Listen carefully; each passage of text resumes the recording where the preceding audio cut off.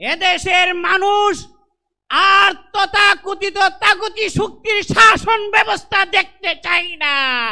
আগামী দিনে ইসলামী রাষ্ট্র দেখতে চায়। আগামীর বাংলাদেশ হবে ইসলামের বাংলাদেশ। আগামীর বাংলাদেশ হবে কোরআনী শাসন ব্যবস্থার বাংলাদেশ। আগামীর বাংলাদেশ হবে ইসলামী জনতার বাংলাদেশ।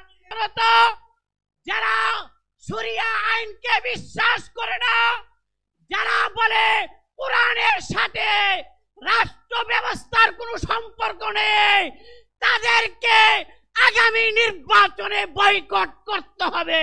তারা অতীতে এদেশের জাতির কোনো কল্যাণ দিতে পারে নাই। জাতির কল্যাণের জন্য, গণমানুষের মুক্তির জন্য খোলাফায়ে রাশেদের অনুকরণে ইসলামী হুকুমতের বিকল্প নেই। তাই আপনাদের প্রতি আমাদের আকুল আবেদন, আগামী নির্বাচনে ইসলামী জনতার একটি ব্যালট বাক্স চাই, যেখানে জনগণ ভোট দিয়ে ইসলামকে বিজয়ী করবে।